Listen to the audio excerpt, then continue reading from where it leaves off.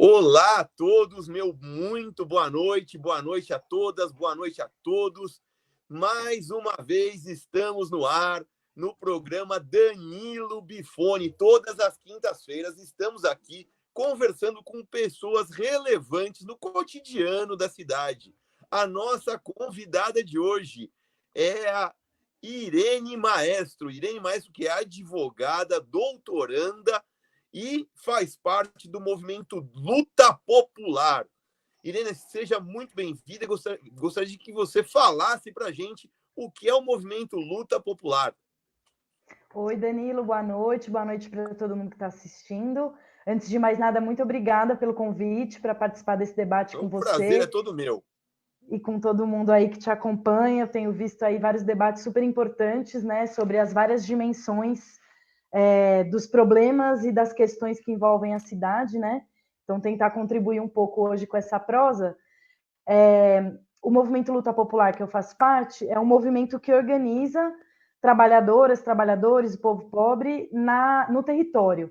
Então, a gente costuma brincar que assim, o sindicato organiza os trabalhadores no local do seu trabalho, né? O movimento organiza os trabalhadores no território, no lugar onde vivem. E, por conta disso, organiza lutas que têm a ver com várias dimensões da vida na cidade. Então, a luta pela moradia, contra o despejo, a luta contra a violência policial, por creche, por saúde, por melhoria no bairro, por esgoto, por tudo que tem a ver com as condições precárias onde a maior parte das pessoas vive nas periferias. E aí é isso que o movimento constrói, esse tipo de luta, apostando muito na auto-organização, nas experiências de auto-organização das pessoas nessas lutas territoriais.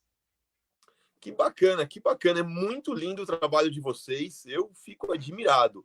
E, Irene, a gente podia começar desmistificando, de certa forma, essa questão das ocupações. Porque muitas vezes a gente encontra. Você fala isso numa roda de conversa, assim, o pessoal de classe média fala, pô, mas ocupação, vão ocupar minha casa, eu tenho um imóvel vazio, um imóvel para alugar, imagina, se um dia eu chego lá, tem alguém morando, e na verdade isso não é o que ocorre. Isso a gente tem que saber separar o que é uma ocupação criminosa, um esbulho possessório, de uma ocupação coerente de um terreno, de um território ou de um imóvel que tem milhões de reais em dívidas fiscais, tributos municipais não pagos, e, eventualmente, esse terreno, então, pode fazer parte, sim, de uma ocupação e ter a função social da propriedade preservada. Você pode, por gentileza, Irene, diferenciar para a gente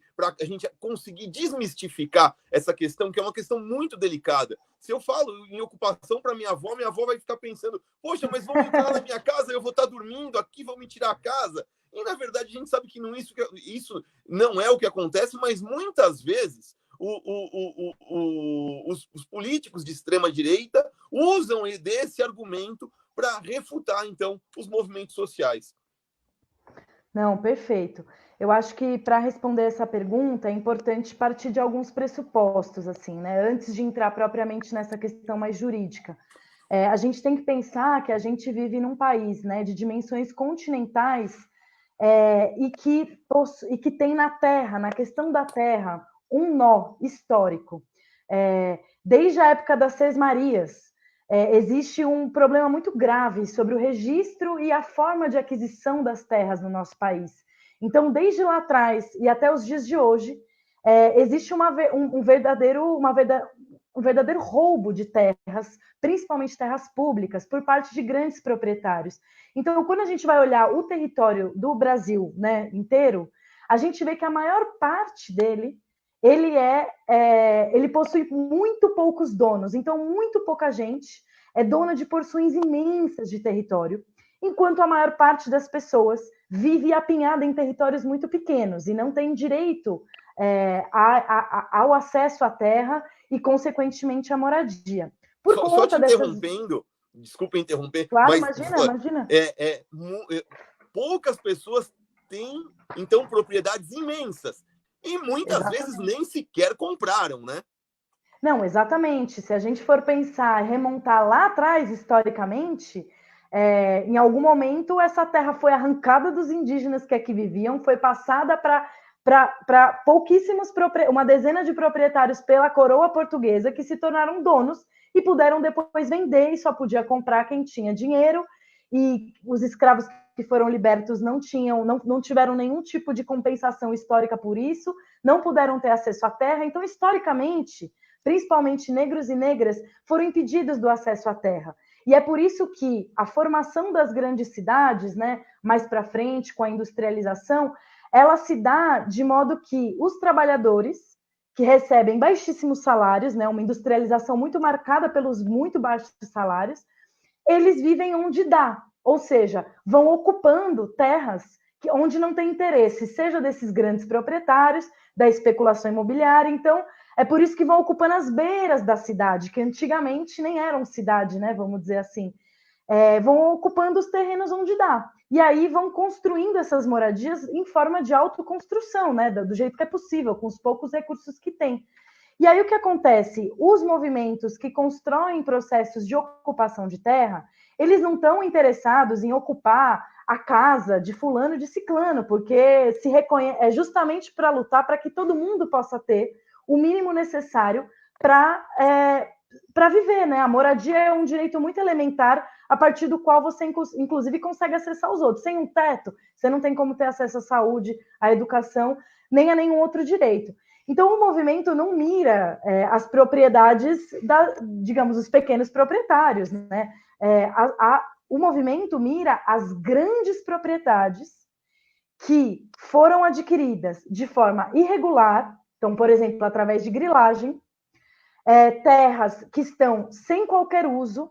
Então, assim, a Constituição Federal, diante dessa desigualdade histórica, prevê a função social da propriedade, ou seja, a propriedade precisa ter algum uso, alguma função social, né? E são territórios, né, terras que estão sem cumprir função social, ou seja, estão vazias, sem utilização ou subutilizadas, ou são irregulares, né?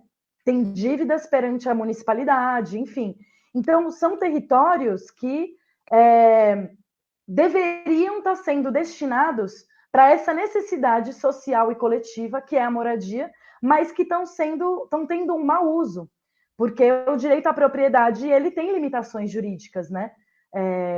Enfim, então o movimento ele ocupa terras justamente para movimentar o poder público, para que ele seja obrigado a cumprir a sua responsabilidade. Porque o fato das pessoas não terem moradia digna tem a ver com esses problemas históricos que o poder público não cria medidas efetivas para combater. E aí as pessoas se movimentam para fazer esse direito acontecer, para exigir esse direito. E ocupar territórios vazios é uma forma de dar visibilidade. Tem uma terra que está ilegal, porque não está cumprindo função social, enquanto tem centenas de pessoas que não estão tendo um direito garantido pela Constituição efetivado. Então, joga a luz sobre esse problema e ao se movimentar, exige a garantia desse direito que os governos, historicamente, deixam de cumprir, porque, na maioria das vezes, e sempre, né, historicamente, estão a serviço desses grandes proprietários, enfim. Muitas vezes políticos também, né? Exatamente, não, a gente tem, é muito comum isso, né, políticos serem não só comandarem os espaços parlamentares ou executivos, mas usarem, inclusive, desse lugar para ampliar suas fortunas. Saiu recentemente um estudo mostrando a quantidade de terras que parlamentares da bancada ruralista possuem. Então, assim, eles estão ali, né, criando mecanismos para ampliar os seus privilégios, né? Então, assim, se utilizam da máquina pública para perpetuar esse lugar que eles ocupam e manter as pessoas nessa condição de verdadeira miserabilidade, porque, assim, a gente tem pelo menos, segundo os dados, né, que são, enfim, esse é um debate também, o lance do déficit habitacional, enfim, mas a gente sabe que, assim, a gente tem pelo menos 8 milhões de pessoas no Brasil que não tem um lugar para morar. E que em São Paulo, assim, 1 a cada 3 pessoas vive em condições precárias, assim. E você pode, por gentileza, Irene, falar um pouquinho sobre como tem sido nos últimos anos as políticas habitacionais aqui na cidade de São Paulo? Então, a gente tem uma questão também histórica no nosso país, que é um país muito patrimonialista, né? E onde a questão da terra, existe uma concentração. O Brasil é um dos países, se não o mais, que mais concentra terras no mundo. Então, esse sempre é um problema muito difícil, porque para ter moradia você precisa de um terreno para poder construí-la. Então, moradia e terra, né, estão entrelaçadas. A gente tem uma questão no Brasil que é, historicamente, a moradia nunca foi tratada como um direito, ela sempre foi tratada como uma mercadoria. E todas as políticas habitacionais que existiram, a gente pode mencionar, na época da ditadura militar, que houve uma política grande da questão habitacional, Minha Casa Minha Vida, que foi o maior programa habitacional da história, todos eles, o responsável por gerenciar a política habitacional foram bancos.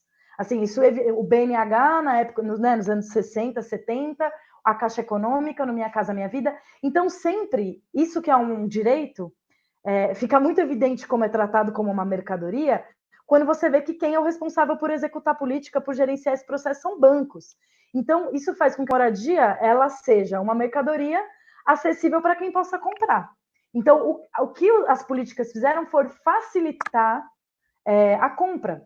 Mas isso não permite uma superação desse paradigma da moradia como mercadoria, e sem isso é impossível a gente enfrentar de fato o problema habitacional. E aí a gente tem isso reiteradamente, inclusive nos governos estaduais ou municipais, as experiências de política que tiveram. E aí o que a gente vê é que tem a quantidade de moradias, né, construídas, entregues, ou das políticas habitacionais feitas, ela é muito ínfima diante da imensa demanda que existe. Tem estudos que dizem que, inclusive, com a crise econômica agora, esse estudo saiu ano passado, demoraria, se fosse no ritmo que precisaria construir moradias novas, demoraria 50 anos para poder Meu Deus do céu. sanar o déficit habitacional, porque as pessoas precisam morar hoje, né? Não dá para você esperar 50 anos para morar. E tem mais uma questão, né? A maior parte do problema habitacional não é por construir novas moradias, mas é por regularizar e melhorar e qualificar as moradias que já existem. Porque esse processo de ocupação é muito interessante, né? Tem a ver com a pergunta anterior. Ah, mas ocupar um território não é como se fosse algo criminoso. As cidades foram formadas por ocupações. Ocupações organizadas, desorganizadas, espontaneamente. As beiras das cidades foram ocupações. Se você for perguntar para boa parte, se você for puxando o fio histórico de uma propriedade para trás, você vai ver que, tirando alguém que for rico, né? Foi fruto de ocupação. Então, assim, as pessoas já estão morando em algum canto que elas arrumaram. A questão é como que é a moradia.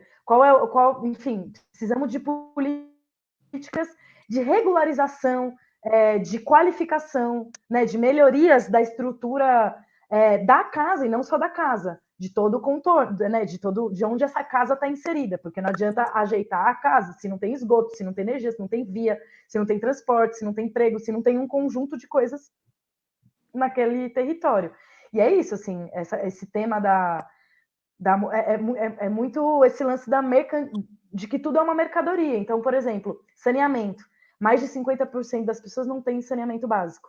E aí, agora, diante desse problema, qual que é a saída? Privatização, é o que está sendo discutido agora no Congresso. Menos ainda.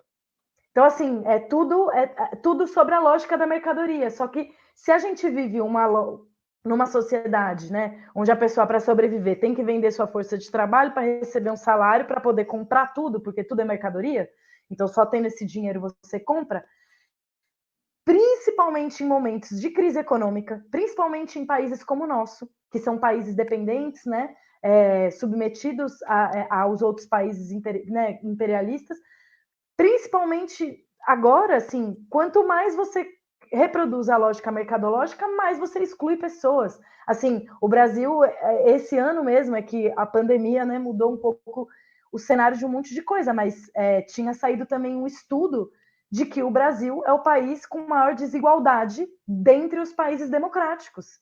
Então, assim, a gente está falando de um país cheio de terras, num país cheio de riquezas, onde existe uma das maiores desigualdades do mundo, e onde você obriga as pessoas a ter que ter dinheiro para poder ter casa, saneamento e todas essas coisas. Ou seja, você está dizendo para essas pessoas que elas não vão ter. Você está negando o acesso a elas e empurrando elas a ter que lutar para poder ter acesso a esses direitos básicos. E é daí que surgem as lutas, como a luta da moradia, a luta das ocupações.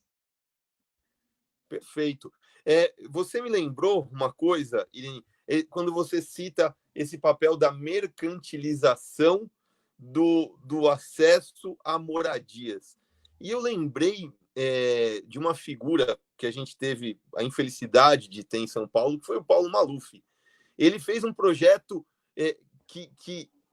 de marketing, né? Ele fez um projeto Singapura, em que ele ia criar moradias populares em comunidades. Só que não teve uma única comunidade que foi contemplada como um todo. Ele fez isso parcialmente, ou seja, os que receberam, então, seus imóveis ficam felizes e contentes e acabam, então, depois se tornando um curral eleitoral, e aqueles que não foram contemplados acabam também se tornando um curral eleitoral na esperança de um dia poderem ter esse tipo de habitação. Então, se a gente pegar todos os que foram feitos, eles não contemplaram uma única comunidade no seu total, sempre parcelado. Você vê uma fachada de prédios e atrás a comunidade segue com as suas habitações em situações precárias. Isso acho que descreve muito bem que essa mercantilização não só financeira, mas uma mercantilização até mesmo política dessa questão. Estou enganado? Não, assim, o que tem de político se vangloriando de ter feito alguma política que, quando você vai verificar, não existe, é o que tem de mais comum, né? Inclusive, esse tema, assim, se você for olhar o próprio Minha Casa Minha Vida, que é tido como, né, o maior programa habitacional da história da América Latina, do mundo, não sei, ele contém a maior parcela, a maior parte do déficit habitacional, que é composto por famílias de 1 a 2 salários, foram os que menos foram contemplados. Então, assim, na prática, foi uma política para salvar um setor importante da economia, que eram as empreiteiras, as construtoras, de um momento de crise. Porque, na prática, injetou-se muito dinheiro público para o setor privado fazer casa para a classe média para cima. E quem mais precisa não teve acesso. Ou teve acesso muito infimamente diante da demanda real. E não só isso, né? Quando tem o acesso, tem um outro problema. Como a moradia é mercadoria, você tem que pagar, ainda que de forma facilitada. Crise econômica, desemprego, pessoas que vivem de bico, pessoas que informais, sem registro, com muita instabilidade e rotatividade de trabalho, porque são o setor mais precarizado da força de trabalho. Isso torna muito difícil continuar pagando água, luz, tudo isso. Isso faz com que as pessoas acabem deixando as casas para outras pessoas que têm um pouquinho melhor condição, e não é muita, mas um pouquinho, e tendo que ocupar outro lugar. Então, você nunca resolve o problema, porque as pessoas vão sendo obrigadas e empurradas a ir para outro lugar. Então, você não combate efetivamente, porque se é uma mercadoria, as pessoas não vão ter acesso, porque precisa de dinheiro, e a lógica da sociedade é que essas pessoas não tenham dinheiro para que algumas tenham muito, né? Então, assim, isso tem isso, né, do Maluf, que é muito emblemático, né, dessa safadeza eleitoral mesmo, né? Que é fingir que está fazendo alguma coisa e não está, e criando nas pessoas essa perspectiva eterna de que vou conseguir, e nunca consegue. E aí é isso, assim, tem uma coisa que os companheiros do movimento falam muito, assim, se a gente for esperar a fila da habitação, que se diz, né? Ou seja, a fila dos programas habitacionais, você vai ter neto, bisneto, tataraneto e nunca vai chegar a sua vez. Então, assim, só que o problema é que não dá para esperar, porque não dá para as pessoas não morarem hoje. Né? As pessoas têm que arrumar um jeito, e as condições de moradia no Brasil são muito precárias. A coabitação é imensa, de pessoas que convivem várias famílias no mesmo teto. Isso está muito colocado agora, né, na pandemia do coronavírus, porque o isolamento social fica inviável, pessoas convivendo juntas, muita gente que mora de favor, muita gente que mora em condições muito precárias. Enfim, então, assim, essas políticas, elas não conseguem combater e acabam isso, né, sendo usadas politicamente ou usadas para outros interesses, né? No fundo, a política é uma fachada para outro interesse, seja para o interesse eleitoral, como o do Maluf, né, bem escancarado e diretamente, seja o interesse de atender a um setor econômico, né, que financia sua campanha, e mais do que garantir a moradia. Então, assim, a real é que no Brasil nunca houve um enfrentamento de fato a essa questão habitacional, que eu acho que passa menos por produzir novas casas e mais por melhorar, regularizar, aprimorar, né, tipo, qualificar as que existem, né? Agora, toda a política que vem de regularização, o Temer, inclusive, né, no finalzinho do governo dele, aprovou uma nova lei de regularização que vem para ampliar a possibilidade de regularização das terras griladas no território da Amazônia Legal. Então, assim, Regularização para os grandes. Exatamente. Então, assim, é isso. É regularização para os grandes e para os pequenos, né, que são a maioria. Não tem política de fato para isso. E aí os movimentos ocupam, propõem iniciativas. Né? No Luta Popular, a gente tem duas experiências de que da comunidade, né, ter feito a ocupação, ter permanecido, ter resistido, ter construído coletivamente um bairro e ter construído um projeto auto-organizado de regularização. Isso sem ter dinheiro, pessoas pobres, com trabalhos precários. Então, assim, construindo projeto, construindo mapa, contando com o apoio de arquitetos, urbanistas que disponibilizam seu tempo para ajudar, mas pensado, elaborado e implementado pelas próprias pessoas. Porque quem trabalha, quem faz as casas, não é, né, a mansão não foi feita pelo cara que mora dentro dela. Agora, o barraco foi, a casa foi, e aquela casa né, a mansão foi construída por um trabalhador que muitas vezes não tem onde morar. Então, assim, os trabalhadores sabem fazer, porque são eles que fazem a cidade acontecer, constroem as casas, as ruas, os ônibus, dirigem os ônibus, né, constroem as coisas, fazem as coisas funcionar, só que a lógica da sociedade é para que tudo isso esteja a serviço do lucro e da acumulação de alguns.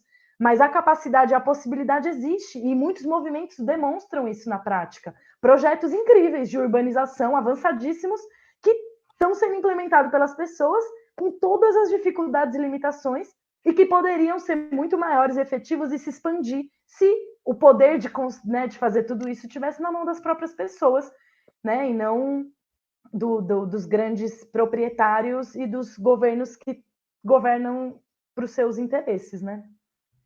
Irene, você comentou sobre esse bairro que vocês construíram. Ele foi através de regime de mutirão? Como foi feito? Um desses bairros que eu estou mencionando é a Ocupação Esperança, que fica em Osasco.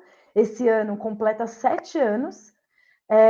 E desde o começo, muito por conta dos princípios do movimento, né, da concepção que o movimento tem sobre a luta, né, que os companheiros e companheiras foram construindo, tudo foi feito desde o começo coletivamente. Então, assim, não tem o chefe que manda, não tem quem manda e não faz, ou quem faz sem decidir. Tudo é decidido coletivamente em assembleia. Então, no começo, por exemplo, eram tipo 3 assembleias por dia, para todo mundo decidir tudo, que é assim, onde vamos abrir rua, como vai ser a cozinha coletiva, como vamos resolver os conflitos, que isso nos leva, inclusive, a questionar a própria lógica da segurança pública. 7 anos de ocupação sem nenhuma morte na zona norte de Osasco, que nos anos 90 e mais recentemente é considerada uma das regiões mais violentas do Brasil. E qual o 7 anos segredo? sem nenhuma morte. A auto-organização das pessoas. Então, assim, 500 famílias que tudo que acontece na comunidade é construído através da autogestão, né? Assembleias que discutem os problemas, todo mundo tem direito a opinar, dar voz e decidir. O que é decidido é feito por todos. Então, a partir dessa lógica, foi começar, né, as famílias, o movimento foi todo mundo começando a pensar como construir o bairro. Então, como ter ruas para que fosse arejado, onde ter praças, espaço para as crianças, iluminação à noite, barracão coletivo para fazer reuniões, atividades, cozinha coletiva no começo, né, durante um bom período. E aí chegou no momento da ocupação que a gente falou, bom, conseguimos ter vitórias na justiça, né, fazendo uma defesa baseado em toda a legislação que existe no Brasil sobre a questão do direito à moradia, que talvez seja uma das mais refinadas e avançadas que tem no mundo. Conseguimos ter as vitórias, fizemos muita luta para arrastar a prefeitura para sua responsabilidade por aquele problema habitacional. Então, manifestação, atividade, né, pleiteando mesmo, também na Câmara dos Vereadores, que é a Casa do Povo, que também tem que estar a serviço das necessidades da população. Enfim, uma série de lutas. E aí, em 2016, sofremos um incêndio muito possivelmente criminoso, porque havia rastro de óleo, haviam vários indícios, e inclusive tem um pessoal que faz um mapa, né, do fogo na cidade de São Paulo e como o fogo nas favelas acompanha as áreas de interesse da especulação imobiliária. Porque é isso, assim, grandes proprietários também têm formas de atuação bastante ilegais, né? Então, sofremos um incêndio que queimou 1/3 da comunidade, 180 barracos, assim, mais ou menos. Mas isso, apesar de ter sido muito triste, um baque muito forte assim para a comunidade, por conta dessa trajetória de auto-organização, assim que mais ou menos as coisas se assentaram, a gente fez uma assembleia e a decisão da assembleia foi: se acharam que com esse fogo iam, né, destruir a nossa luta, pelo contrário, agora a nossa luta vai dar um passo na frente e nós queremos urbanizar o nosso bairro. Porque antes existia até a possibilidade de negociar a construção de um projeto em outro local. A partir desse momento, a comunidade disse: não, nós vamos urbanizar esse bairro e nós vamos fazer isso, nós vamos fazer aquilo que a prefeitura não está fazendo. Então, né, o pessoal começou a procurar quem pode ajudar. Foram feitas várias oficinas, um processo longo, mas a comunidade desenhou um mapa de como seria a comunidade. O formato e o tamanho das casas, das ruas, a questão das áreas verdes, da impermeabilização do solo, enfim, todo um debate que a gente sabe que é complexo, mas que a comunidade de pessoas pobres, sem ter dinheiro e estrutura para isso, sem ter o conhecimento formal, muitas vezes, mas com um conhecimento muito grande de quem faz isso no dia a dia, porque é quem constrói, né, tudo que eu estava falando antes, a casa, a cidade. Então, a comunidade tem feito isso e hoje está se finalizando, porque é um processo muito difícil, né, sem ter máquinas, estruturas e tudo mais, tudo na unha mesmo, mas está sendo finalizado um projeto construído pela comunidade, inclusive com espaço para creche, que agora a prefeitura quer que esse espaço que foi destinado para creche possa ser usado para uma creche da prefeitura, ou seja, uma demanda que a prefeitura tem, ela está vendo na auto-organização do povo a possibilidade de fazer, ou seja, o povo fez aquilo que sem ter nada. Imagina se o povo tivesse, né, na mão tudo isso que eles têm, para poder garantir os interesses das pessoas e não os interesses, né, do lucro, do capital, enfim. Perfeito.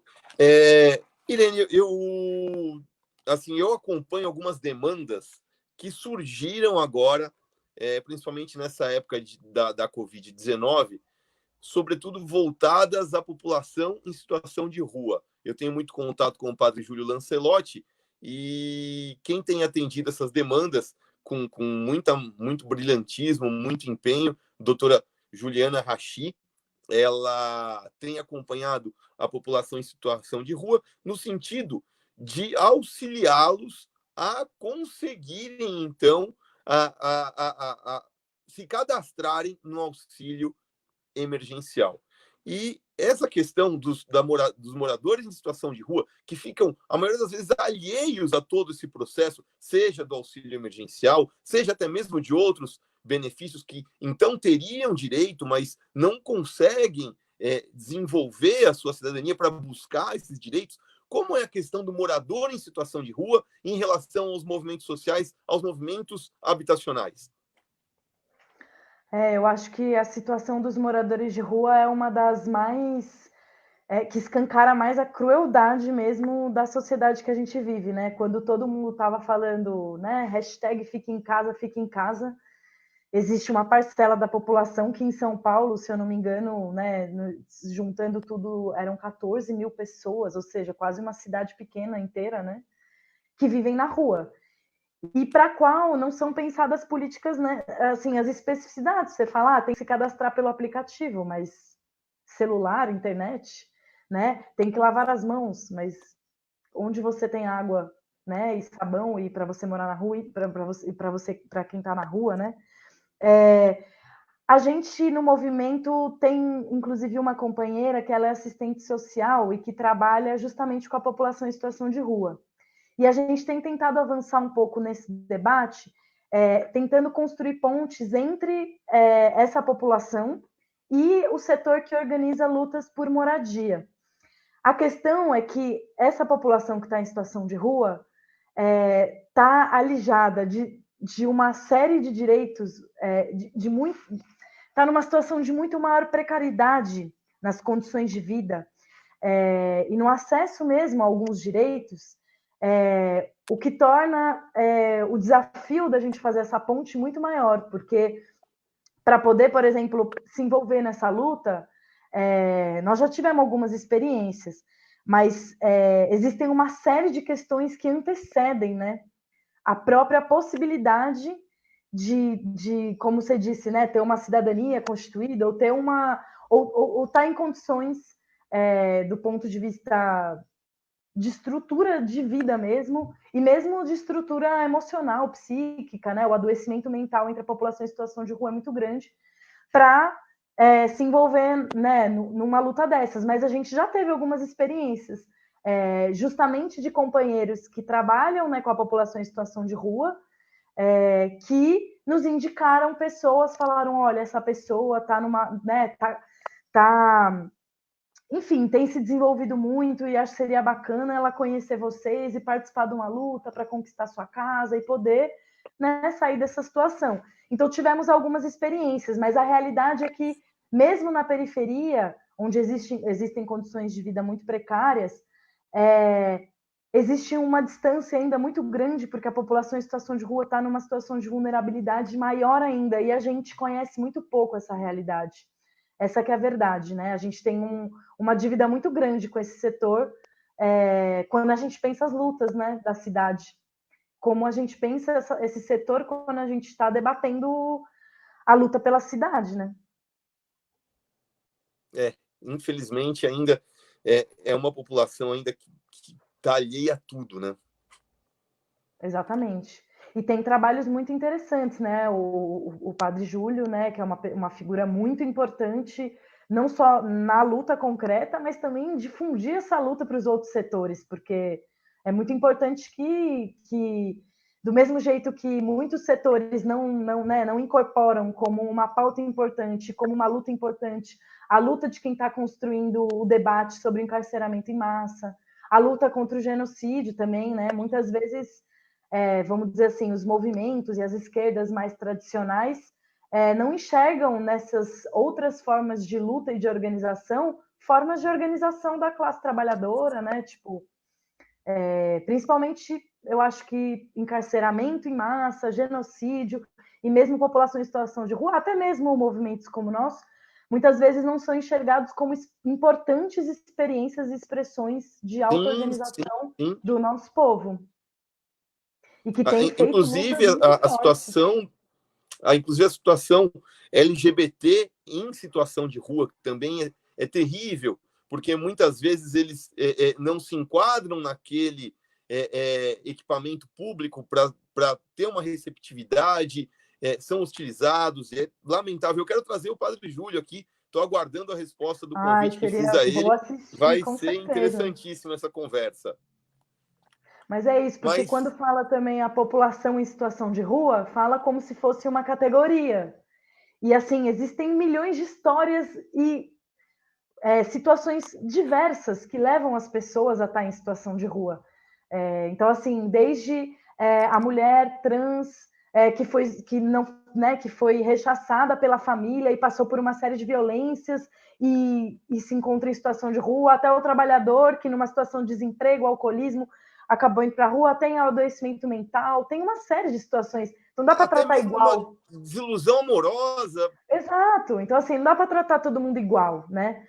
Como se fosse a população em situação de rua é uma categoria. Não, são trajetórias totalmente diferentes, né? E que tem que ser levadas em conta, né? A hora que você vai pensar uma política para isso, né? Nossa, o papo está interessantíssimo, Irene, mas infelizmente a gente tem que ir para as perguntas aqui que já chegaram. As perguntas aqui do pessoal que está assistindo. E você que chegou agora, dê o seu like na nossa live, compartilhe a live e se perdeu, pode assistir a reprise no YouTube. Vai estar disponível no nosso canal Danilo Bifone no YouTube. É só se inscrever no canal, ativar o sininho, que você já vai receber, então, todas as notificações sempre que tiver subido um novo vídeo. Eu estou conversando hoje com a Irene Maestro, que é do movimento Luta Popular. Vamos para a primeira pergunta, Irene, a pergunta da Márcia Nestardo, sempre nos acompanha. É uma pergunta dupla. Peço a Irene e ao Danilo comentarem, por favor, a narrativa criminalizante das lutas pelo direito à terra e moradia. Como a mídia televisiva retrata as ações de ocupação? Como as novelas romantizam a vida sem acesso a esse direito básico, reforçando o discurso meritocrático do pobre que venceu pelo seu esforço pessoal? Pode já? Pode, à vontade. A palavra é sua. Boa noite, Márcia. É prazer, né, poder trocar essa ideia contigo também.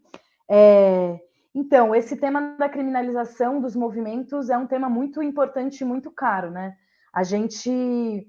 O Brasil é um país onde existe o maior número de assassinatos de lideranças que lutam pela terra.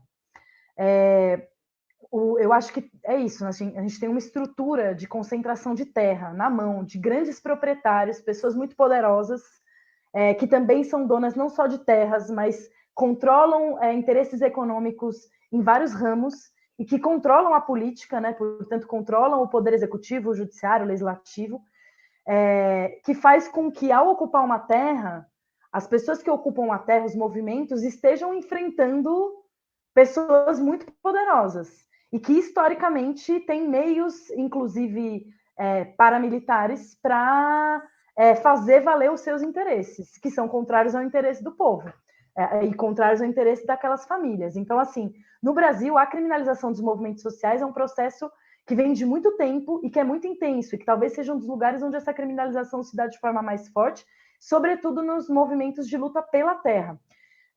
A gente vê que muitas vezes a mídia, né, a gente tem uma série de casos aí que a gente poderia relatar de a mídia corroborar, insinuando que movimentos que lutam por moradia são organizações criminosas. Então, assim, a gente tem que saber diferenciar muito bem. Nós do movimento não compactuamos nunca com quem quer explorar o povo, enganar o povo, vender terreno no céu, né? Se utilizar de uma dificuldade das pessoas para explorá-las, porque é justamente contra isso que a gente luta. Agora, os movimentos têm formas de auto-organização, né? Então, assim, numa comunidade tem pessoas, vamos botar, sei lá, vamos organizar uma tubulação aqui para passar o esgoto para melhorar isso. As famílias se organizam e fazem, por exemplo, uma vaquinha. Enfim, cada movimento tem sua forma. Eu não estou aqui para criticar se é certo ou errado, de tal jeito ou de outro, mas o fato é, muitas vezes se pegam, né? Se pegam coisas para justamente reforçar a criminalização. A gente tem o caso de um companheiro conhecido, que é de um outro movimento, mas que é um grande parceiro, que está sendo processado criminalmente porque numa reintegração de posse com helicópteros, enfim, com um operativo policial imenso, algumas pessoas tacaram pedras para o alto e a polícia, né, e eles foram processados como se eles tivessem, como se fosse tentativa de homicídio contra a polícia. Então, assim... Para acertar no helicóptero? Exatamente. Meu Deus, mas é tão alto.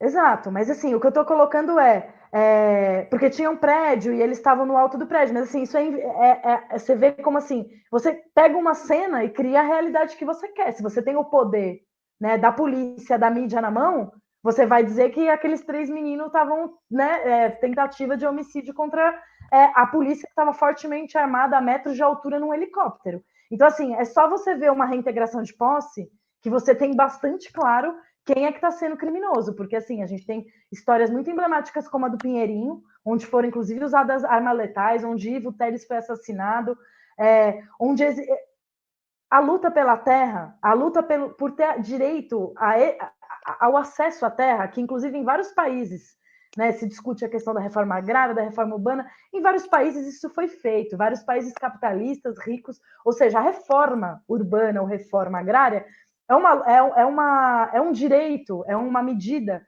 cabível dentro da nossa sociedade capitalista, né? O que eu quero dizer assim, isso não significa defender a reforma agrária, não significa ser comunista. Na Europa se fez reforma agrária em quase todos os países. Então, assim, só que num país como o nosso, fruto de um processo de expoliação histórico, num país, né, dependente, no sentido de estar subordinado aos países ricos, num país onde a gente, né, viveu um processo de escravização, de extermínio indígena, onde existe uma população pobre imensa, constantemente controlada pelos poderes de repressão, justamente porque a revolta dessa população ela é constantemente um perigo e um medo. Isso faz com que aqueles que se levantam sejam duramente criminalizados. Então, a luta pela moradia, a luta pela terra sofre, historicamente, um processo criminalizante muito grande. E aí é isso, né? Quando a novela coloca como muito legal, muito bonito, muito, né, charmoso morar na favela, morar no barraco, é uma forma de tentar, digamos, docilizar as possibilidades de revolta, porque não é bonito, não é da hora, é muito duro, é muito difícil, e as pessoas, por conta das dificuldades, podem se levantar. E aí, ao você tentar, né, colocar dessa forma, você tenta... existe uma tentativa constante de domesticar, de docilizar a revolta do povo, que é justa e é mais do que legítima num país, sobretudo como o nosso. Então, esse tema da criminalização é muito duro para os movimentos de moradia. E existem inúmeros exemplos de formas muito criminosas mesmo, digamos, né, de atacar aqueles que se organizam, né, para lutar. Sim, eu tive a oportunidade, Irene, deve ter chegado ao seu conhecimento, a construtora Tenda, ela adquiriu um terreno vizinho ali, contíguo Estive lá na à ocupação com aldeia ele. Guarani, ali no Jaraguá, e passou, então, a cortar as árvores desse terreno, e se valendo de um documento da prefeitura, em que ela dizia um documento autodeclaratório, né, que agora mudou a legislação, e ela dizia que ali, então, eram árvores isoladas, quando na verdade não eram fragmentos de mata nativa. E quando existem fragmentos de mata nativa, o IBAMA precisa ser consultado, eles têm que fazer a análise sazonal de toda a fauna local. Então, quais são as espécies de animais que tem na primavera, no verão, no outono, no inverno, e isso demanda muito mais tempo. Então, eles se valeram de um documento já viciado desde o início, ignoraram a presença dos indígenas, né? Isso é um absurdo tremendo, porque o terreno é contíguo à aldeia, não tem sequer muro, aquela mata faz parte de uma região de parque, numa região de aldeia. Então, eu imediatamente fiz então uma representação ao MPF, foi acatada, e o MPF ingressou com uma ação e suspendeu as obras. Mas, por outro lado, isso na Justiça Federal. Por outro lado, na Justiça Estadual, a construtora conseguiu a reintegração de posse, mas ainda com a determinação da Justiça Federal que as obras teriam de estar suspensas, reiniciaram os movimentos, inclusive, recentemente, durante a pandemia, eles estão reiniciando os movimentos com tratores, com homens, e ali desrespeitando, então, essa decisão. Eu até quero acompanhar como está essa tramitação na Justiça Federal, para ver se já houve alguma decisão favorável, então, aos indígenas. É lamentável, é lamentável. Não, e queria muito pegar esse... A gente tem... A Ocupação Esperança que eu estava comentando é vizinha do Jaraguá, então a gente se fortalece muito ali nas lutas, e eu tive lá, e assim, não é assim, eram árvores centenárias, e centenas, assim, foi um crime ambiental, assim, sem tamanho, num território indígena, na área de amortecimento do Parque do Jaraguá, enfim.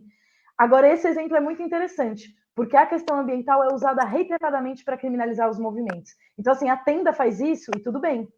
Aí, numa ocupação, a pessoa, assim, sei lá, um galho seco que foi tirado, a gente já passou por isso. Tinha um galho seco no terreno, a gente não cortou o terreno, árvore, porque a gente tem clareza de que, inclusive, a proteção do meio ambiente não é por um capricho belo, é porque o ambiente é onde a gente vive. Então, assim, a proteção do meio ambiente onde a gente está tem a ver com a impermeabilização do solo, tem a ver com o calor, tem a ver com a sombra, enfim. E já houve situação no movimento de ter um galho seco que já estava lá, que não foi cortado pelas famílias, e ser usado para criminalizar o movimento. Então, assim, muitas pessoas que ocupam a beira das represas, por exemplo, mas as grandes mansões que estão na beira da represa, ninguém fala nada. Então, assim, é duas leis e duas medidas, entendeu? A lei vale de um jeito para um, de um jeito para outro, depender se você é pobre ou se você é rico. E o tema só da meritocracia, né, que a companheira aí colocou, também tem a ver com isso, né? A Márcia, esqueci o nome, desculpa. A gente não está partindo do mesmo lugar. A lei ambiental não vale igual para a construtora Tenda e para os indígenas. A lei ambiental não vale igual para nós. Então, assim, esse tema da meritocracia é como assim, se você se esforçar muito, você vai conseguir comprar a sua casa. Primeiro que tira de questão o fato da gente questionar o fato de uma casa, né, ter que ser comprada. Mas, enfim, independentemente disso, se trabalhar muito, deixar essas pessoas ricas, na favela estava cheia de gente milionária, que acorda às 4 da manhã, trabalha em jornadas extenuantes, longuíssimas, recebendo um salário muito baixo. Então, assim, essa ideia da meritocracia, ela é uma falácia, né? Porque as pessoas não partem da mesma realidade. As pessoas, né? Quem nasce numa família rica, que permite, né, ter estudo, ter carro, ter plano de saúde, né, ter uma série de condições, vai conseguir ter uma condição de vida muito melhor, porque ela já teve essa condição garantida. Né? Quem é trabalhador, quem é pobre, não existe uma estrutura social que funciona para se reproduzir. E a meritocracia é a falácia de que isso é mudável pela boa vontade, e não é. Isso só é transformável através da luta política, da organização, da mobilização. Tá ótimo, respondido. Muito obrigado. Vamos para a última pergunta. Fábio Luiz Rossini. Vejo que programas habitacionais como o recente Minha Casa Minha Vida construíram casas populares nos extremos das periferias, mantendo a classe trabalhadora distante dos seus postos de trabalho. Seria viável programas habitacionais e aproveitamento de imóveis abandonados para que mais famílias de baixo poder aquisitivo possam viver no centro das cidades sem perder tantas horas no transporte para os seus trabalhos? Então, esse é um tema muito interessante aí que o Fábio está colocando. Na verdade, em primeiro lugar, eu devo dizer que, assim, eu não sou, né, digamos, especialista no tema das políticas habitacionais, mas posso falar um pouco a partir da minha experiência no movimento, né, faço parte também do Instituto Brasileiro de Direito Urbanístico, né, onde tem uma série de debates, mas minha área em si não é especificamente a questão das políticas habitacionais, é mais a área da regularização, das questões possessórias, mas enfim. Isso que o Fábio coloca é muito importante, né? Porque o direito à moradia não é o direito a 4 paredes e um teto, né? Que era um pouco do que a gente falou antes. A moradia, ela está inserida num território e ela deve, né, o entorno da casa, ela tem que vir com uma série de outras coisas para garantir o direito a essa moradia. É um fato de que boa parte do Minha Casa Minha Vida para as faixas de renda mais baixas, que é a maior parte do déficit, a maior parte dessas construções que foram feitas, elas são em áreas distantes, onde não tem nada em volta. Inclusive não tem emprego, não tem creche, não tem escola. Então, assim, você está resolvendo o problema da moradia, mas na prática você não está resolvendo nada para a pessoa, porque para a pessoa poder ter um trabalho, ela vai ter que se deslocar. Enfim, do ponto de vista da qualidade, inclusive, da vida na cidade, isso são não cidades, né? Esses grandes projetos afastados de tudo são não cidades. Mas o Fábio coloca outro tema que eu acho que é o que eu poderia contribuir mais aí na discussão, é perguntar, será que não daria para as pessoas morarem no centro? Assim, tem o debate de que a cidade de São Paulo tem mais imóveis vazios do que o déficit habitacional, né? Então, supostamente, se você pegasse as pessoas sem casa e colocasse nas casas vazias, resolveria. E que a maior parte dessas casas, inclusive, está nas regiões centrais. Mas eu acho que a gente tem que pensar numa outra ótica esse problema. Eu acho que a gente tem que questionar a ideia de um centro. Porque se existe um centro, vai ter um entorno, e num país como o nosso, numa realidade como o nosso, numa megalópole como São Paulo, você vai ter um centro e uma periferia imensa, que é onde vive a maior parte das pessoas, e elas não vão ter acesso a todos esses equipamentos que existem no centro. Então, acho que a gente tem que questionar a ideia de ter um centro e pensar, talvez, em outra forma de organização da cidade, que seja multicêntrica, por exemplo. Porque, e é por isso que, inclusive, um movimento como o nosso, tem movimentos que fazem ocupações, por exemplo, no centro, nos imóveis vazios, questionando justamente isso que a gente está colocando. Mas a gente faz ocupações nas periferias, porque é aí onde a gente entende, né, que é aí onde vive a maior parte da população. E é aí onde a gente tem que discutir e brigar para que exista moradia digna e para que existam todos os equipamentos necessários para as pessoas viverem. Porque se a gente depender de todo mundo morar no centro, não tem centro, entende? Porque é milhões de pessoas. Então, acho que a lógica de pensar isso é questionar a própria ideia de ter um centro. E eu acho que isso está muito atrelado à produção capitalista do espaço, né? Que ela é baseada na lógica da concentração. Você concentra equipamentos, infraestruturas, dinheiro, trabalho, tudo em um lugar, e a maior parte está despojada de tudo. Eu acho que a gente tem que romper essa lógica, né? E aí isso implica em talvez vários centros, enfim, tem 1000 debates, inclusive teóricos, de pessoas que pensaram como poderia ser diferente. Mas, assim, o ponto que eu quero colocar é questionar essa lógica de ter um centro. Tá ótimo. Eu acho que surgiu mais uma última pergunta aqui. Essa não foi a última. E dialoga bem com essa resposta que você acabou de dar, Irene. Olha só, é do Pedro Borborema. O que dificulta a utilização de prédios abandonados, como tantos existentes no centro de São Paulo, para o retrofit e adaptação para que se tornem moradias populares? Quais são os entraves jurídicos? Então, juridicamente, não existem entraves, existem um monte de mecanismos, de instrumentos jurídicos para permitir que isso aconteça. O entrave, ele é político, porque saiu, inclusive, um estudo que foi coordenado, foi feito pela FAO, agora eu não lembro se quem coordenou foi a Hermínia Maricato ou a Raquel Ronick, então não vou falar para não falar besteira, mas depois a gente pode socializar o link. Que fez se possível, se puder deixar nos comentários depois, perfeito. o pessoal acompanha depois, eles vão poder consultar. Massa. Por favor. Fazendo esse levantamento de quem são os donos desses imóveis vazios no centro, né? Porque a gente sabe que tem muitos, sabe que tem tantos que é até quase a mesma quantidade de pessoas sem casa. E a verdade é que a maior parte desses imóveis são de poucos proprietários. São poucas pessoas que são donas desses imóveis, muitas vezes são empresas. Então, assim, existe um interesse dessas empresas, dessas poucas empresas, em controlarem a terra, que vale muito no centro da cidade de São Paulo. Para você, por exemplo, a gente poderia pensar em vários instrumentos de desapropriação, enfim, a gente poderia pensar em vários mecanismos jurídicos. A questão é que todos eles esbarram em duas coisas. Ou a prefeitura, né, que é a responsável pela política urbana, confrontar esses proprietários, coisa que ela não faz, porque são muito poucos e muito poderosos e comandam, inclusive, as decisões políticas, seja no parlamento, seja no executivo, seja, inclusive, no judiciário, eventualmente. Né? Então, enfrentar, né, o poder desses proprietários e destinar dinheiro para fazer isso. E por que eu estou falando isso? Porque, por exemplo, vamos pensar numa desapropriação. Quanto custaria uma desapropriação se fosse a preço de mercado num imóvel no centro da cidade de São Paulo?